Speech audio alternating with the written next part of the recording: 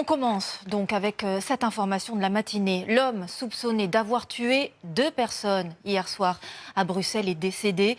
La police l'a retrouvé dans un café et lui a tiré dessus. Toute la nuit, ce suspect, avec un profil très inquiétant, avait été traqué dans la ville. Les précisions d'Ignacio Bornassin, Victor Topneau et Alix Ponsard. Tout un quartier bouclé. C'est ici, dans un café, que l'auteur présumé de l'attentat de Bruxelles a été interpellé tôt ce matin, après une terrible nuit d'angoisse. J'ai dormi avec beaucoup d'angoisse et de peur. Dans ma tête, je me suis dit heureusement que voilà, ils l'ont arrêté. Un terroriste qui tire partout comme ça sur les gens, ça fait peur. On est dans un état de choc de savoir qu'il y a un terroriste ici qui vient se loger ici dans notre quartier et qu'on n'est pas au courant.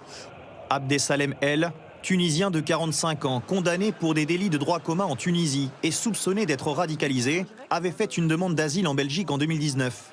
Rejeté, il faisait l'objet d'un ordre de quitter le territoire en mars 2021, qui n'a jamais pu lui être délivré selon les autorités. Hier soir, il tue 2 personnes et en blesse une 3e, avant de disparaître. Les forces de l'ordre retrouvent sa trace quelques kilomètres plus loin dans le quartier où il vivait. La police tire.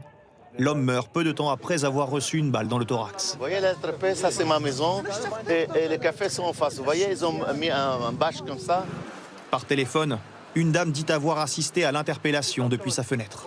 J'attendais le bruit de la police quand il a tiré sur lui. Je regardais après de la fenêtre et après j'ai vu le monsieur, il a pris sur l'ambulance.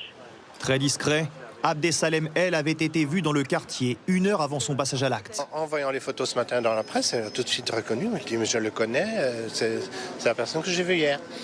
2 fois. Il est décrit comme un homme très religieux. Il inquiétait ses voisins. Je ne suis pas surpris parce que ce sont des radicaux. Certains sont des bombes à retardement. Ça me fait mal au cœur. Surtout quand on entend c'est l'islam. C'est l'islam. C'est pas l'islam, ça. Dieu ne nous a pas dit de tuer les gens comme ça. Des perquisitions ont eu lieu toute la nuit et encore ce matin au domicile de l'auteur présumé. La police cherche à en savoir plus sur le passé de cet homme qui ne présentait aucune indication concrète de radicalisation selon le gouvernement. Les enquêteurs veulent aussi comprendre les motivations de son passage à l'acte. Et avant d'être abattu donc ce matin, ce suspect a tué 2 personnes hier soir à Bruxelles, 2 Suédois qu'il avait spécifiquement ciblés alors qu'un match de football entre les 2 pays se jouait dans la ville. Il avait une arme de guerre et il s'est enfui à scooter. Le récit de cette nuit d'horreur avec Sophie Chevalreau, Léa Merlier et Adam Merci. La jeune femme qui le filme comprend très vite ce qui est en train de se passer. Qu'est-ce qu'il fait? Là, c'est grave. Il est un peu plus de 19h hier soir à Bruxelles. L'assaillant, habillé en orange, est filmé par plusieurs riverains tout au long de son parcours meurtrier. On le voit ici charger son fusil automatique. Il tire plusieurs coups de feu. Puis part à scooter. Il abat 2 personnes qui se réfugiaient dans un hall d'immeuble et en blesse une 3e.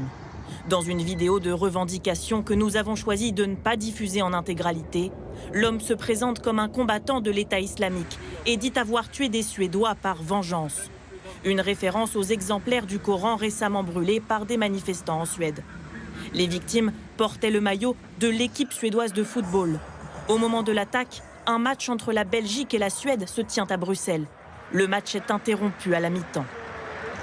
Votre patience est mise à l'épreuve, on le sait. Grand merci. Des milliers de supporters confinés dans le stade. Un très large périmètre de sécurité est mis en place tout autour.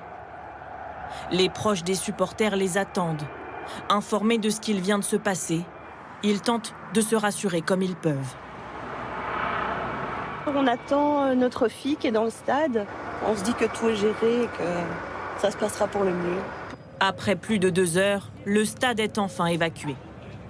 Le réseau était saturé, donc on était coupé du monde à un moment donné. Donc vous pensez bien que les gens commencent un petit peu à avoir peur. On voyait le visage qui commence un petit peu à se fermer. Hein. Pendant plusieurs heures, on ne savait pas trop quoi faire. On devait rester sur place. Et ouais, c'est beaucoup de stress, un peu de peur. Et on a envie que ça se finisse et qu'on rentre, quoi, quand même. Les rues de Bruxelles sont vides, car à ce moment-là, le tireur est toujours en fuite. Il est alors demandé aux habitants d'être vigilants. et de rester chez eux. Et après cette terrible nuit, voyons maintenant comment réagissent les habitants sur place. La mort du suspect ce matin n'a pas permis de calmer toutes les inquiétudes dans les rues de Bruxelles. Pour nous, Marion Fiat, Léa Merlier et Vincent Lamouf. À l'ouverture de cette école ce matin, quelques parents se sont présentés, mais avec la boule au ventre.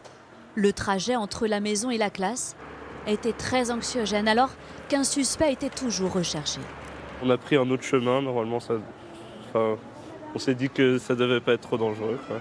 On a un petit peu peur de sortir avec nos enfants, de les amener à l'école ou à la crèche, mais bon, on doit faire confiance aux autorités, quoi. Des autorités qui ont invité les Bruxellois à rester chez eux. Dans cette entreprise, la moitié des salariés a été placée en télétravail à la demande du responsable. Je pense que tous les Belges sont encore sous le choc et je crois que beaucoup de gens ont eu ce réflexe de ne pas aller travailler en tout cas. Et donc on est forcément compréhensif par rapport aux tragiques événements d'hier et donc on encourage vraiment les travailleurs à rester à la maison s'ils sont encore... S'il y a un malaise, si émotionnellement c'est difficile pour la plupart d'entre eux, ça on le comprend. Des contrôles ont eu lieu aux frontières. La sécurité des institutions suédoises a été renforcée et les rues du centre-ville sont restées désertes une bonne partie de la matinée. Mais après l'arrestation de l'assaillant, beaucoup de Belges ont tenu à retrouver le cours de leur quotidien. Il faut vivre le jour et vivre avec tout ça. Mais voilà. Mais je ne vais pas changer ma vie pour ça. C'est vrai que c'est depuis un moment, on sait que c'est des possibilités. Contre la bêtise humaine, on ne sait rien faire. Nous, on est là pour travailler, on est là pour accueillir nos clients. Cette attaque résonne très fort dans le cœur des Bruxellois et remonte les souvenirs douloureux des attentats de mars 2016. Les mesures de sécurité, placées au plus haut depuis cette nuit, seront maintenues jusqu'à ce soir. Et cette tuerie en Belgique survient 3 jours après l'attaque au couteau à Arras qui a causé la mort d'un enseignant. L'assaillant a été transféré ce matin dans ce convoi au palais de justice pour être présenté à un juge d'instruction antiterroriste. On a appris qu'avant de passer à l'acte, il avait enregistré une vidéo de revendication dans laquelle il évoquait le conflit entre Israël et le Hamas.